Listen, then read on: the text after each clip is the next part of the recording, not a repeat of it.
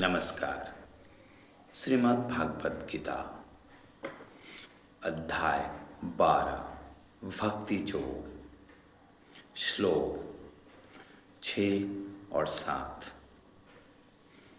ये तु सर्वाणि कर्माणि मयि संन्यस्य मत्परा अनन्यैव योगेन मां ध्यायन्त उपासते तेषामहं समुद्धता मृत्युसंसारसागरात् भवामि न चिरात् पार्थ मज्जावेशित चेतसाम्।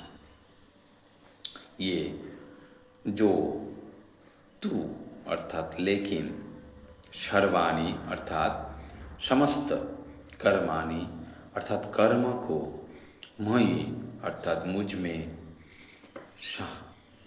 संन्यस्य अर्थात त्याग कर, मत्परा मुझ में आसक्त, अनन्येन अनन्य एव निक्षय हो, जोगेन ऐसे भक्ति योग के अध्याय से मां मुझको ध्यायन्त ध्यान करते हुए उपासते पूजा करते हैं तेषां उनका अहम मैं समुद्धता उद्धार मृत्यु के संसार रूपी सागरा समुद्र से भवामी होता तू वही चिरात दीर्घ काल के बाद पार्थ हे पृथापुत्र मई अर्थात मुझ पर आवेशित अर्थात स्थिर चेतसाम मन वालों को जो अपने सारे कार्य को मुझ में अर्पित करके तथा अविचलित भाव से मेरी भक्ति करते हुए मेरी पूजा करते हैं और अपने चित्तों को मुझ पर स्थिर करके निरंतर मेरा ध्यान करते हैं, उनके लिए हे पार्थ मैं जन्म मृत्यु के सागर से शीघ्र उद्धार करने वाला हूँ। तात्पर्य, यहाँ ये स्पष्ट कहा गया है कि भक्तजन अत्यंत भाग्यशाली है कि भगवान उनका इस भवसागर से तुरंत ही उद्धार कर देते हैं। शुद्ध भक्ति करने पर मनुष्य को इसकी अनुभूति होने लगती है कि ईश्वर महान है और जीवात्मा उनके अधीन है। उसका कर्तव्य है कि वो भगवान की सेवा करे और यदि वो ऐसा नहीं करता तो उसे माया की सेवा करनी होगी। जैसा पहले कहा जा चुका है कि केवल भक्ति से परमेश्वर को जाना जा सकता है। अतएव मनुष्य को चाहिए कि वो पूर्ण रूप से भक्त बने। भगवान को प्राप्त करने के लिए वो अपने मन को कृष्ण में पूर्णतया एकाग्र करे। वो कृष्ण के लिए ही कर्म करे, चाहे वो जो भी कर्म करे, लेकिन वो कर्म केवल कृष्ण के लिए होना चाहिए। भक्ति का यही आदर्श है। भक्त भगवान को प्रसन्न करने के अतिरिक्त और कुछ भी नहीं चाहता। उसके जीवन का उद्देश्य कृष्ण को प्रसन्न करना होता है और कृष्ण की तुष्टि के लिए वो सब कुछ उत्सर्ग कर सकता है। जिस प्रकार अर्जुन ने कुरुक्षेत्र के युद्ध में किया था, वे विधि अत्यंत सरल है। मनुष्य अपने कार्य में लगा रहकर हरे कृष्ण महामंत्र का कीर्तन कर सकता है। ऐसे दिव्य कीर्तन से भक्त भगवान के प्रति आकृष्ट हो जाता है। यहाँ पर भगवान वचन देते हैं कि वे ऐसे शुद्ध भक्त का तुरंत ही भवसागर से उद्धार कर देंगे।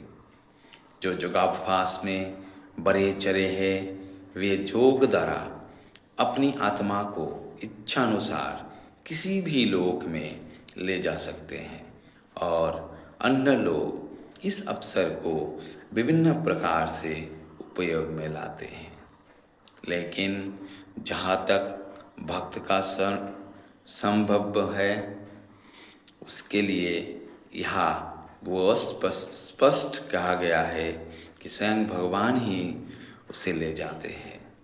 भक्त को वैकुंठ में जाने के पूर्व अनुभवी बनने के लिए प्रतीक्षा नहीं करनी पड़ती। वराह पुराण में एक श्लोक आया है, नयामि परम स्थान मचिरादि गति बिना गरुड़ स्कंद मरुद्ध जतिच्छ मणिवारिता। तात्पर्य ये है कि वैकुंठ लोक में आत्मा को ले जाने के लिए भक्त को अष्टांग योग साधने की आवश्यकता नहीं है। इसका भार भगवान स्वयं अपने ऊपर लेते हैं। वे यहाँ पर स्पष्ट कह रहे हैं कि वे स्वयं ही उद्धारक बनते हैं। बालक अपने माता पिता द्वारा अपने आप रक्षित होता रहता है, जिससे उसकी स्थिति सुरक्षित रहती है। इसी प्रकार भक्त को योगाभ्यास द्वारा अन्य लोक में जाने के लिए प्रयत्न करने की आवश्यकता नहीं होती, अपितु भगवान अपने अनुग्रहवश स्वयं ही अपने पक्षी वाहन गरुड़ पर सवार होकर तुरंत आते हैं और भक्त को भवसागर से उबार लेते हैं। कोई कितना ही कुशल तैराक क्यों ना हो और कितना ही प्रयत्न करे क्यों ना करे, किंतु समुद्र में गिर जाने पर वो अपने को नहीं बचा सकता। किंतु यदि कोई आकर उसे जल से बाहर निकाल ले तो वो अपना आसानी से बच जाता है। इसी प्रकार भगवान भक्त को इस भवसागर से निकाल लेते हैं। मनुष्य को केवल कृष्ण भवनामृत की सुगम विधि का अभ्यास करना होता है और अपने आप को अनन्य भक्ति में प्रवृत्त करना होता है। किसी भी बुद्धिमान व्यक्ति को चाहिए कि वो अन्य समस्त मार्गों की अपेक्षा भक्ति योग को चुने। नारायणीय में इसको पुष्टि इस प्रकार हुई है, या वे साधना संपत्ति पुरुषार्थ चतुष्टये तथा विना तदाप्नोति नरु नारायण आश्रय। इस श्लोक का भावार्थ ये है कि मनुष्य को चाहिए कि वो न तो सकाम कर्म की विभिन्न विधियों से उलझे, ना ही कोरे चिंतन से ज्ञान का अनुशीलन करे। जो परम भगवान की भक्ति में लीन है उसे उन समस्त लक्ष्य को प्राप्त करता है जो अन्य योग विधियों, चिंतन, अनुष्ठानों, यज्ञों, दान पुण्य आदि से प्राप्त होने वाले हैं। भक्ति का यही विशेष वरदान है। केवल कृष्ण के पवित्र नाम हरे कृष्ण कृष्ण कृष्ण हरे हरे, हरे राम राम राम हरे हरे का कीर्तन करने से ही भक्त सरलता तथा सुखपूर्वक परम धाम को पहुंच सकता है। लेकिन इस धाम को अन्य किसी धार्मिक विधि द्वारा प्राप्त नहीं किया जा सकता। भगवद गीता का निष्कर्ष 18वें अध्याय में इस प्रकार व्यक्त हुआ है, सर्वधर्मान् परित्यज्य मामेकं शरणं व्रज अहं तं सर्वपापेभ्यो मोक्षयामिस्मि मा शुच। आत्म साक्षात्कार की अन्य समस्त विधियों को त्याग कर केवल कृष्ण भवनामृत में भक्ति संपन्न करनी चाहिए। इससे जीवन की चरम सिद्धि प्राप्त की जा सकती है।